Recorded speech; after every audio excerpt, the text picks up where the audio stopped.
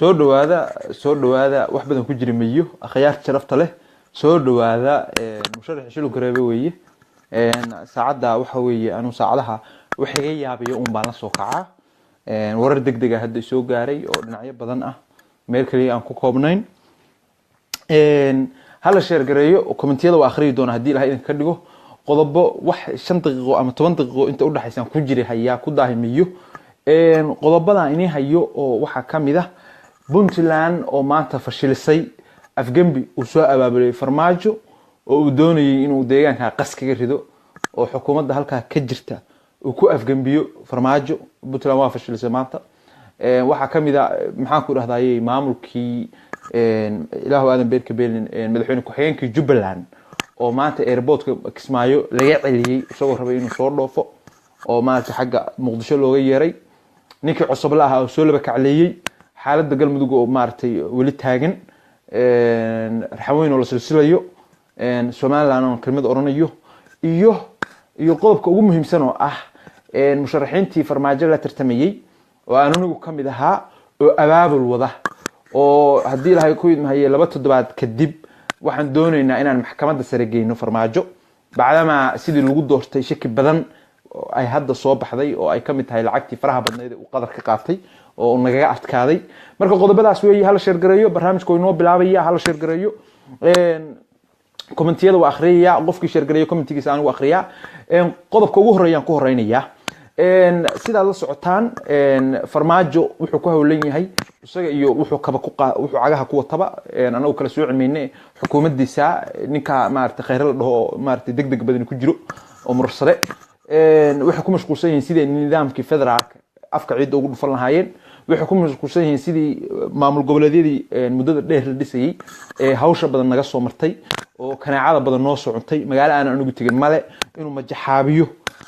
ilaahu aadan beerka beelin waa la socotaano galmudug hadda qasku ka wado waa la socotaano hirshabeelle tuu ka dhigay waa la socotaano meesha la yiraahdo raxweyn sidoo ugu maqan yahay maanta wuxuu sameeyay ayaan dhaweyto shalay wuxuu la hadlay madaxweyne ku xigeenkii habeen hore la hadlay cami ahaa shalay wuxuu cami ku hadlay waa maqliseen orodkii u garow kaga baxay Muqdisho si istaajiyay ila waa nin lacag hayay nin 8 milyan carabi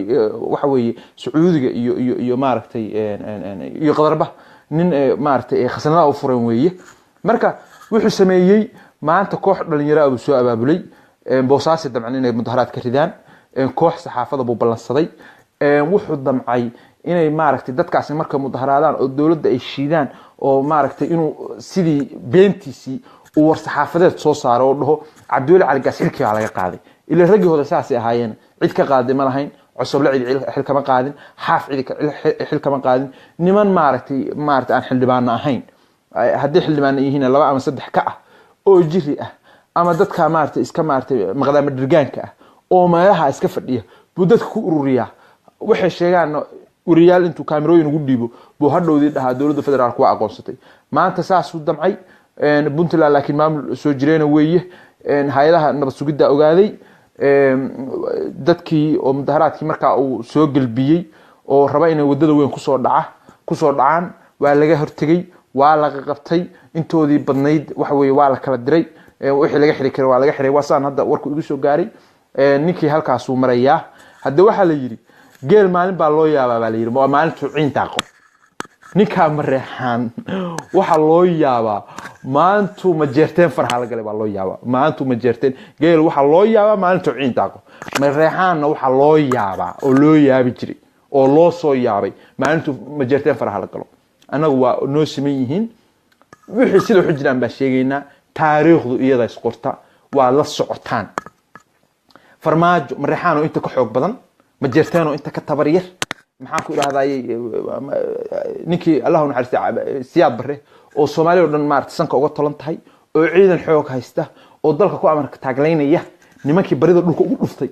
oo Soomaali ku kiciyay oo inqilaabka maartay silsilay oo aakhirkii waxa weeye markii dambe maxaan ku iraahday cidiyaha kala baxay ma jeerteen ba ahayn farmaajo marka xisaab khaldan buu isku dhuftay mareexanku kii shalay maaha isagu maxaan ku iraahdaa siyaad maaha ciidankii maxaan ku dhahay shalay u haystay ma haysto ma jeerteen kuna kii shalay maaha oo sacbooyada ahaa ma jeerteen waa niman hubaysan waa hooyadii Soomaaliya maanta federaalka iyaga dhisay marka maanta ma jeerteen faraha la galay baa loo yaabaa maalintii hore aan u sheegay waxaana ma jirteen subac wey ha isku doonan war hooy ka joog baan ku yiri waa kula taliyay hana la saaxiibin hana cadowsan waa cadowsaday haddee marka durbaan baa su tumayaan haddee isaa ku kicinayaan haddee habargid ku kicinayaan marka farmaajo maanta waa halkaa waa ku degdegay cabdulle cali gaas iyo dowladda Puntland dowlad weyn weeye maartay maamulada maartay kaleeto oo hadda dhawaanta la dhisay oo runtii tacabka badan la geliyay oo runtii maartay dee u baahnaa in la sii dhiso iyadoo xoogaa way ka hana qaadsan tahay marka sidoo kuwa maartay u afgambiyay kuwa kale inuu afgambiyo u malaynmayo sida maanta loo fashiliyay inta lacagtii waliba looga cunay baana ka dhab ah waa la socotaan farmaajo kaartooyinku adeegsanaya waxa kamid ah inuu qabiilada meesha deegan kala qaybiyo hirshabeelle xawaale iyo abgaalba madaxa isu galiyay meeshii la oran jiray galmudug mareexaanow habar gidirey mursadow ilaa maanta u dhameysay shalo u dhameysay ninkii abgaalo maxkamadda sare haystay oo sheegtay ma haysan sida la sheegay uu isku kiciyay hadda wuxuu bilaabay Puntland inuu beelbeel u galo hartigi kala sooco oo kala guro oo maaragtay ilaahu aadan beerka beeline dhulbahantii wuxuu sheego oo warsangaligii maaragtay taleefanka aanu ka dhigin oo dishishii been ku akhriyo boosaaso idin kaale dekada idin saxiixaya waxaan la aqoon oo majeerteenkii dhexdiisa nacayb ku kala abuuro waxaas uu bilaabay marka inay u shaqeynayso u malaynmayo marka cabdulle cali gaasna inuu ka xishoodo ahayd macalinkiisa buu ahaa waa la socoteen farmaajo ninka gacanta ku hayay isagu ahaa marka farmaajo waagi siyaad barre wadanka haystay oo kacaankii wixii baa waagaas wadanka ka tagay wixii baa u sawiran sidii adeerka dadka hogaanka u qabo oo jamhuuriyad kaliya ka dhig waxaas u sawiran oo federaalka meesha ka saar oo kaliya ku amarka taaglay ma shaqeynayso Soomaali waa kala adkaatay waa istishay waa la kala aamin baxay reer walba waabka u ootay ya waxa looga daba tagaa gardara weey marka waxaan leenahay cabdulle macalinkaagi weeye waa ninkii cilmiga ku soo baray macalin aaba weeye cilmiga waa ka xiibsaday haduu ku dhaho maxaad sameynaysaa maxaad Soomaali u jeegaysaa ilaa macalinku anaga waagi aan xirta la soconay wallahi been in sheegmay markaan xirta la socday macalinku markaan ku dhaga adeego quraankayga waa kala noqonaya baan jir waa ka xiibsanaya cilmigayga markaasaan dhulka isku dhufan jiray ilaa dad ixtiraam laan ahayn macalinka saas loo ixtiraamaa hadda farmaajo cabdulle cali gaas wuxuu soo baray oo 20 sano maartay jaamacadda ugu soo dhigay haduu ka xiibsado wuxuu Soomaali u sheegaya sooftada dhulka dhufan mayo barida dhulka soo dhulka dhufan mayo Puntland wuxuu lacagta u soo dhiibaa niman xildhibaan ah oo Muqdisho jooga oo inay waa bari kamid yahay nimankaas soo adeegsada oo cali xoosh kamid yahay ka ciise maxamed kamid yahay oo uu kamid yahay ilaahu aadan beerka belin yarkii yaraa ay khasanajiga u ahaa ilma xaaj faaraxo in xayir la oran jiray oo uu kamid yahay niman noocaas buu lacagta maaragtay u soo dhiibay oo hadda qaska wada xagga Puntland laftigeeda rag baa jira dulaal awligood ahaa saad qiraad kamid yahay xaaji kamid yahay kii cali jibraahil halka waxa buu daabac al oran jiray kamid yahay raggaas wuxuu soo dhiibay laakiin raggaasi carasha cab iyo cawaaqib xun beel kulmayaan Puntland ciyaar ku duumayso saan filayo reer Puntland waa badan baa dusha kala socday xaaladooda waa ka warhaya marka farmaajo waxaan leenahay farmaajo xisaab khaldan bay isku dhufatay warooy ka joog war ma jeerteen ka joog war taariikhda dib u eeg ya mareexaan oo wada laan garuusha wata oo Soomaaliba ay maaragtay aal Sacuud u noqday oo cid aan ka dab hadasho lahayn ya maalintii mareexaan ma jeerteen inuu ku kacay maalinta ayaa waa ogeedeen maalinta saa calankiina laga baxay maalinta saa meesha ka baxday marka ka joog baa ku leeyahay ma jeerteen ka joog ka faa'iideysid ka joog ninka halka joogana macalinkaagi weeye ka joog shacabka reer Puntland waxaan leeyahay hadda galmudug waa aragtaan ninkii waxa la yiri qeyrka loo xiro adna soo qoysho galmudug sida loo kala qaybiyo aragtaan hirshabeelle sida loo baabiyo aragtaan war hooy midooba war dhabarka is saara war hooy nima inii furi doonin yu idin rarin taariikhda duu eega ka jooga intaas aan Puntland kaga baxay galmudug meesha la yiraahdo Jubbaland farmaajo iyo khayre shalay waxay la hadleen madaxweyne ku-xigeenkii kaartooyinkii isticmaalayeen bay kamid tahay qayb iyo xukun ah madaxweyne ku-xigeenkii bay la hadleen oo nin maaragtay wuxuu yahay mareexaana degdeg Muqdisho u soo galbaaliyay saaku diyaarad soo qaatay Axmed Madoobe baa ka warhelay sidii xaaf baa waxa la damcay inta lacag lagu siiyo maaragtay lagu kiciyo ilaahu aan beerka beeline axmed madow markuu hore madaxweyne ku-xigeenkii mareexaanka ahaa oo Jubbaland airportka lagu qabtay airportka laga celiyay hadda Kismaayo ku sugan yahay diyaaradiina waxa la yiri dib ugu soo noqon karto leysanka laga xayubsaday wasaan warku ku hayo waa qorshayaashii ay isticmaalayeen maxaan ku irahdaa farmaajo iyo khayr weeye qayb iyo xukun marka nimanka ogaadeen Kenyaati bay dabada ku hayaan niman balaaran weeye xagga new police baa ugu soo gurmanaya kuwaana waxba ka faa'iideymayo adeerkii baraha ilaalay fuqa soo jabiyeen marka ha ku degdegin iyagana saasaan oranayna iyagana ma ogaadeen maanta reerka Soomaali u badan way reerka ugu sadkaroon way reerka la tuhmayo way Kismaayo Nairobi iyaga ka jira Addis Ababa iyaga ka jira meel walba iyaga ka jooga dibadoo dhan iyaga kaaga soo horeeya ogaadeen ha ku degdegin saasaan leenahay ninkii cusub lahaa waa soo laba kacleeyay maanta waa hadlay waa dhageysateen madaxweynaha xaqa ah baan ahay buu yiri waa la inqilaabay waa la afgambiyay wali uu galgalanaya sida xaaf oo kale taa ku dhacday laakiin isaga waxa xoogaa meesha dhibtu ka raacday abgaal ma wax la isku haleyn karaa abgaal baa dhabarka jabiyay jawhar baa u hooyan waa la shiiday yeelkada baladweynu tigay ayaa kaga dabatii kara ila xawaalada baladweynu jooga waa Taliyaan Roma jooga marka ninkaasina madaxweyne weeye ilaahay idankii anagu waxa weeye kole si sharciyada loo doortay sharciyada loo doortay cusub leh marka anagu waa la shaqeynayna anagu cidii rabta in hadal laga qabto iyo cidii rabta in kelmadeeda dadka la gaarsiiyo umada Soomaaliyeed dhagahaygu afureen marka cusub leh waxaan leeyahay hadee sida xaaf orooysadkay hadii jawhar laga soo saaray hadda baladweyne cidi kaaga daba tigi miisaan malaynaya isadkay nabadana ka shaqeey waxa nabadda khalqal gelinaya hanugu sameyn dadku hadda waa daalan yahay nimankii raxweynaha waa la silsilaya raxweyno lacag helay oo 80 milyan baa farmaajo soo galay la yiri waxa isku wada shubeen farmaajo isku wada shubeen xoogaa uu qaybiyay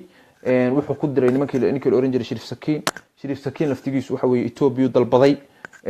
hadda Kismaayo meeshii Baydhabo ahayd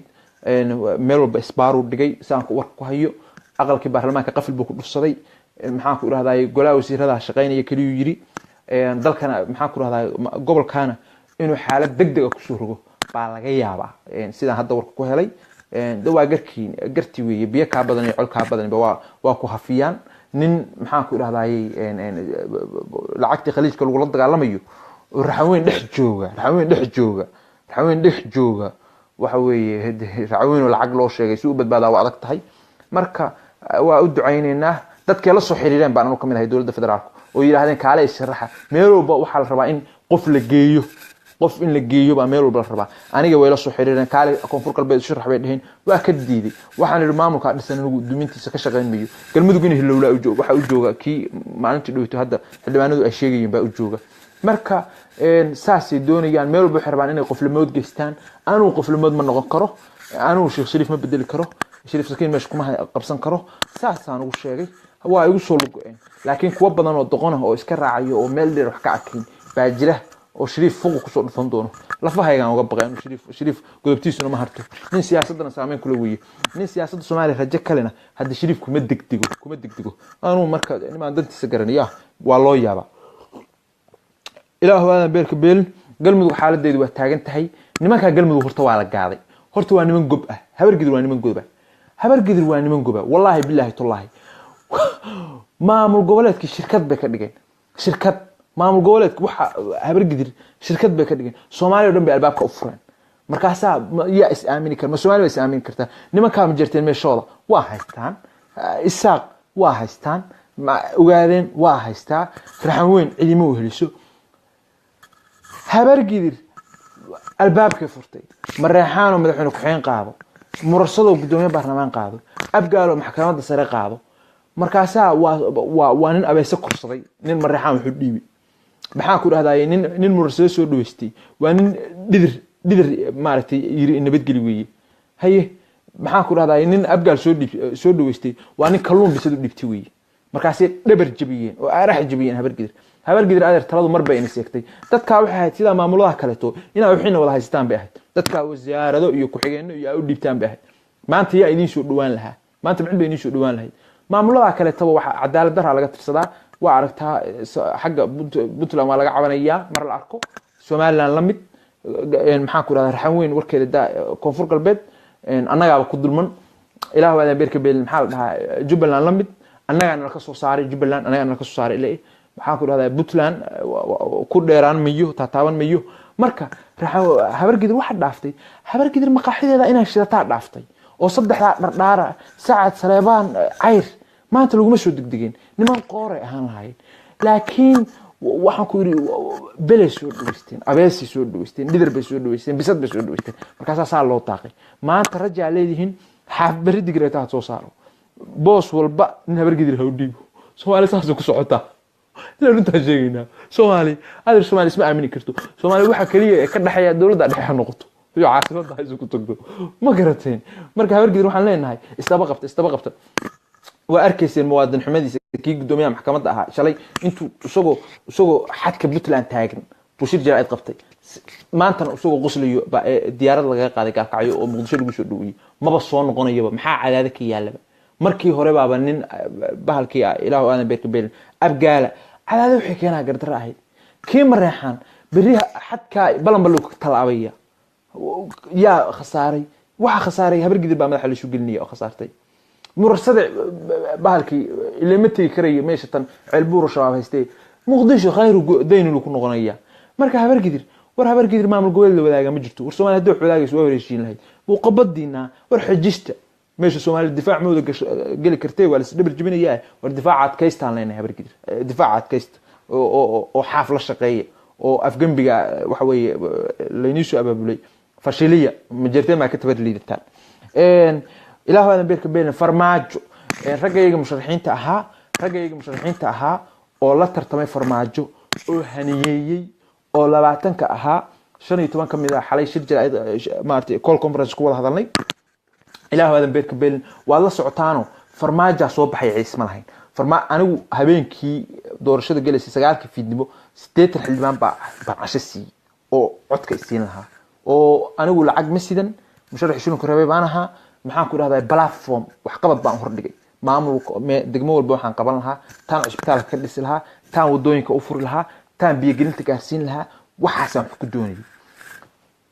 10 fiidnimaha markay ahayd wallahi xildhibaan ilma joogin hal xildhibaan ilma joogin war xagee aadeen farmaajo lacagti qaab buusa afray Fahdi Yaasin baa laba boorso u keenay marka musharaxiintii oo dhan waa tashanay doorashadaas farmaajo waxay ahayd waxa weeye madmadow badan baa ka soo baxay meeshaas anu dadku hagbad bay wateen Soomaali ninka ugu fiican ninkii Turkii xogaa u soo qaaraamay buu ahaa nin hagbad wata ama nin Turkii qaaraan u soo ururiyay iyo nin qadar wadato adeer meel ma wada istaagi karaan ninku waa nagaaday nagama tabaroonayna nagama laan dheersan wuu nagaaday qadar lacagteed xagee ka timaada qadar lacagteedu ceel shidaal bay ka soo baxdaa ceel shidaal iyo nin gunti habareed hagbad ka soo gurtay ما ترتمي كران marka maxkamadda sare aan la tageynaa maxkamadda sare bahalkii sidii Uhuru Kenyatta iyo Raila Odinga baan go'aansanay inaan maxkamadda sare Soomaaliya la tagno maxkamadda la tageynaa 2 toddobaad ka bacdi faylkayga waa xireyneena waxaan rajeyneynaa doorashada in la laalaba oo mid dama lagu noqdo hay aniga Sheikh Shariif ilaahu aadan beerka been cusub ilaahu aadan beerka been dani ilaahu aadan beerka been Umar Cabdirashiid waa hadalay ida firmayaan bari ana maartay afku iga xaday ma sheegane maxkamadda sare aan la tageynaa maxkamadda sarena waxaan rajeyneynaa inay laabto kuwa leh maxkamadda sare lagu korsoonaan miyo mid isaaqa joogalay maxkamadda sare isaaq ahel murqaam weeye hadba dhinac wuxuu rajo badan baan ku qabnaa inuu nin murqaansan dhinac doon wuxuu laadaya inuu dhinacayaga u laadaan rajeynayna marka farmaajo maxkamadda sare la aadayna reer Sheikh Isxaaq qodobka ugu dambeeyaan galay waxa weey reer Sheikh Isxaaq waa la tartaarmaya reer Sheikh Isxaaq farmaajo waa aragtaan anu waa in jecelahay xogaa qadiyada goon istaaga in ka xaysan mahay dad goba waana in la soo hadlaya si gaar ah wada sheekaysanayna waa la socotaan farmaajo wuxuu rabo inuu maamuladiisu u karbaashay idinkana waa idin soo socdaa godobo horena waa jireen nabaradii hore iyadoo aan bogsoon waa idin soo socdaa ula baaco idin kusoo kutubaya dalka wuxuu rabaa inuu mid ka dhigo kacaan ka dhigo wada gulwada ka dhigo wuxuu rarto ka dhigo wuxuu qaxyo ka dhigo wuxuu ilaah waadan beerka beelina dibadda u tuur ka dhigo wuxuu maaragtay xabsiyada dhiga ka dhigo wuxuu ciidanka geliye ka dhigo wuxuu ilaah waadan beerka hantiwada ka dhigo wuxuu ilaah waadan beerka beelina wadooyinka ku dhiso sidii adeerkii dadka mashquuliyo oo adeerkii nin fiican buu ilaahay u naxariistay adeerkiisa ka caawinaysay bilaas soo socotay adeerkii wuxuu ahaa fardaa kula caarir lahayd maxaa siyaada hadda kan u egtaan wuxuu rabaa inuu iskaa wuxuu qabso maaragtay inuu ku jaro marka reer Sheekh Isxaaqo maanta dantu hayna midayso ninkaas sidii barida dhulka loogu dhufan lahaa igala shaqeeya adeer reer igala shaqeeya oo anu mar walba Soomaaliland ma faragelin jirin waa la socotaan markaan sharaxna Hargeysa weyn ku imi madaxweynaha waa wada hadalnay nin oday weey meel fiican baa waxooda dhiganay nabad mar walba nabad baa samaysteen horumar baa samaysteen goosashada iyadu dadku nolol buu rabaa nolol aan helno horta marka nabadda iyo ninkaas nabadda socdo ku yahay anu laakiin nabaddan taageera nabaddiina waa in taageera hadduu sidaa farmaajo wax ku wadana nin adag doorta nin adag muuse jabadkii adeerkii laad kala dhacay ma joogaa hay kaas tegaysaa sida ii muuqato waa kaas tegaysaa nin iska qoslaya iyo Faisal oo dhinac u haysta lahayn oo inuu maaragtay naagaha caayo iyo inuu maaragtay faa'iido kale lahayn cid wuxuu dhiiban mayso haddii farmaajo saa wax ku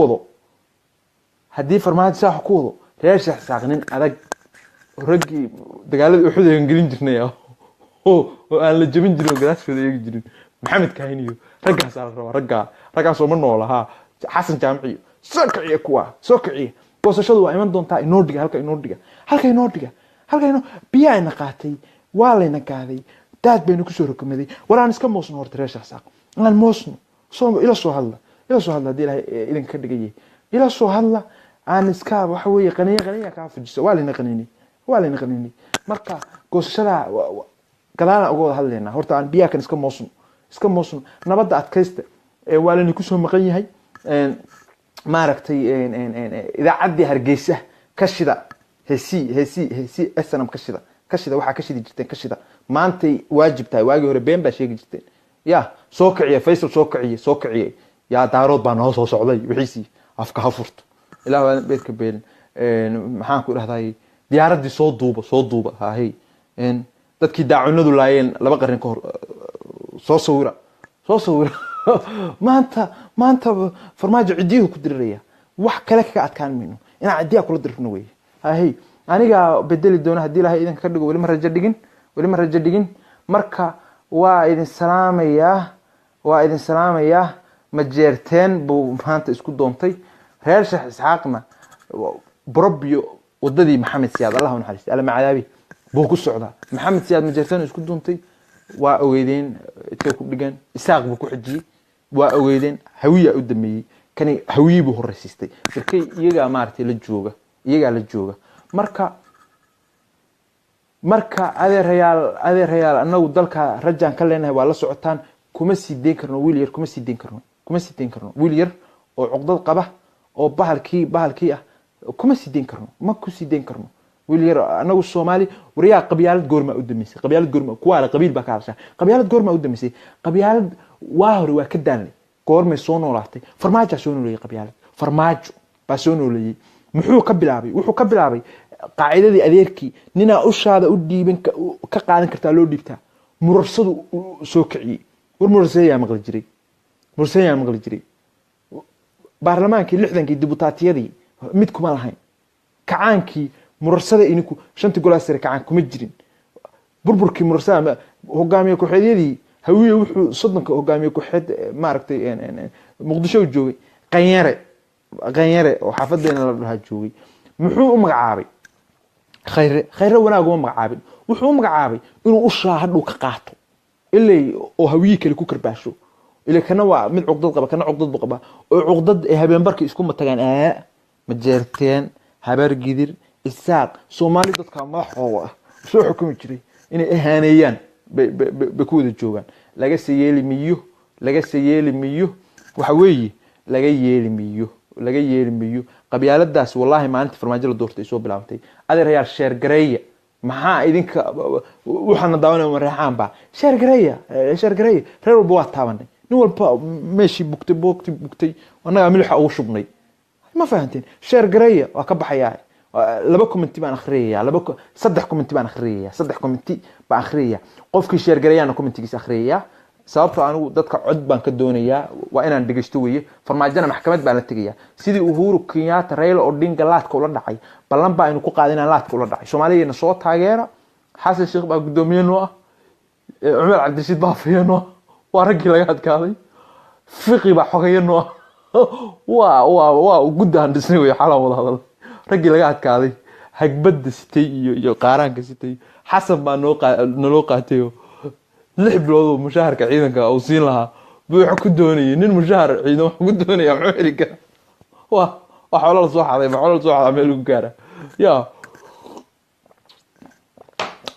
ninkaasaaba naloo qaatay marka ninkii sheer gareeyo committeegiisa arkaya waa badannahay Umar Cabdirashiid baa wuxuu noo yahay afayeen noo ah Xasan waa gudoomiye xogeeye waxa noo ah fiqi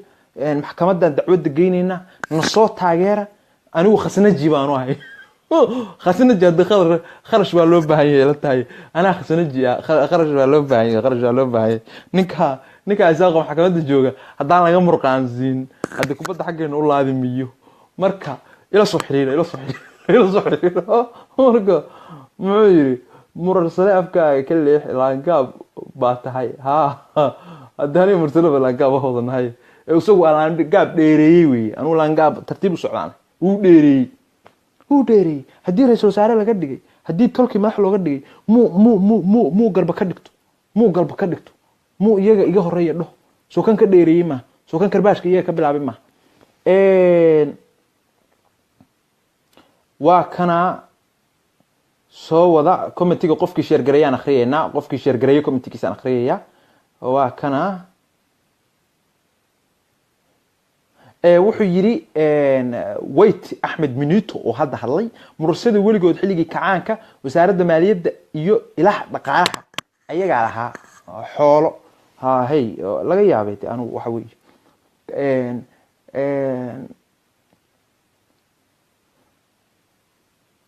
Sagal Cabdi wuxuu tiri hadda sheer gareysay qofkii sheer gareeyay arkaya committee-giisa Sagal Cabdi waliba beelihiina soo raaciyay anigu beel walba laxankeeda aan garaacaya meeshii bugta milixan ugu shubaya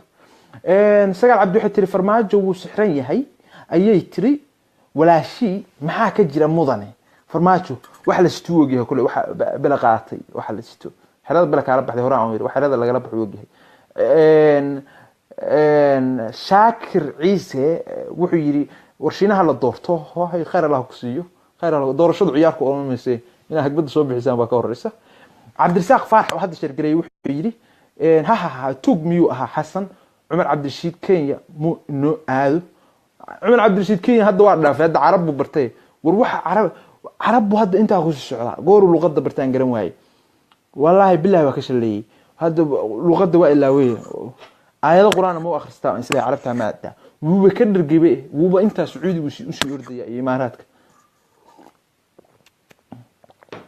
wala iska dabtay Carabta Maria Ahmed Xutrishiin culay adiga meeqa lacag waa Puntland kugu shubatay meeqa lacag Puntland kugu shubtay adeer anu lacag shubamihi nin qadiyad laanahay caayin meel hayga dhicin gabar baa taxisho si adag ma kula hadlaa Ilaahay ugu yahay wax dulmana oo waqtahay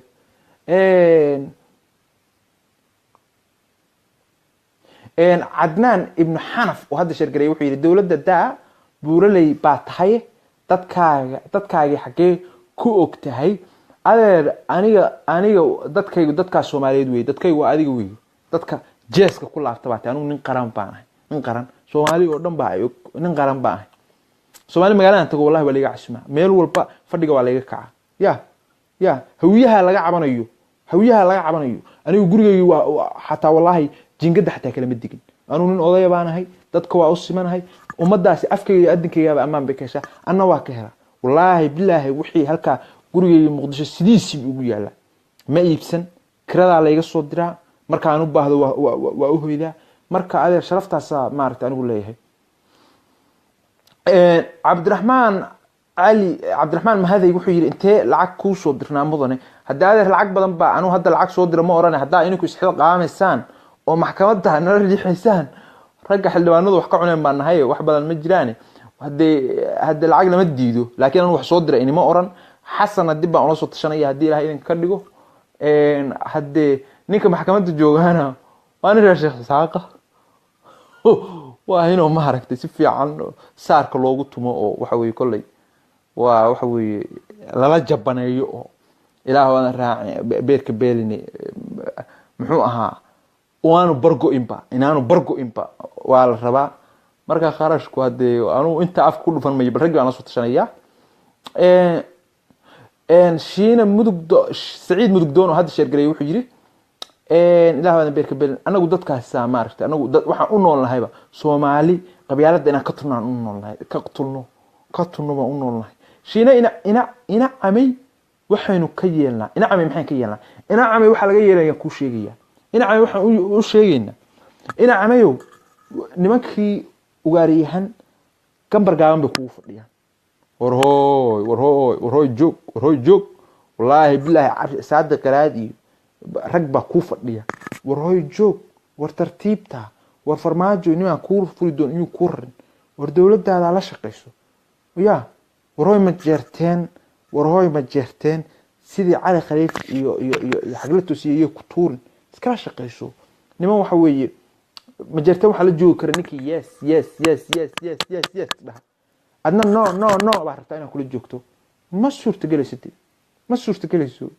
suurtagelayso oo mushaarka ka jiraya sidii kii maraxanka maalinta dhaweyto hadda waxaan ka baqayaa inta uu maqayn in xil ka qaadan ma ka baqayaa wallahi waa ka baqayaa laakiin kulay oday weey qofkii sheer gareeyaba comments aanu akhriyaa ciid cali shire oo hadda sheer gareeyay wuxuu yiri shiine saaxib dadaal baalaha ha ka rifin laakiin xumaantooda u sheeg saaxib dadka dawladda baalaha ha ka rifin laakiin xumaantooda u sheeg dawladda iyada ahaantay dawladda waa u hanweynay anaa dawladda waxa weeye dadkii taageersanaa oo u haniyay oo u tanaasulay baa kamid ah dawladda iyada heriyada cunta jaamac saxardiid james saxardiid simbo shiina culay maxamuud salebaan ka waran maxamuud salebaan subac waa niman waxa weeye saaxiibtinimana leh bahalkiina hadda saaxiibtaan madaxaas ku saareen hadii kale timiya laad bay kula dhacayaan farmaajo hadda saasaan ugu baqsanahay niman culus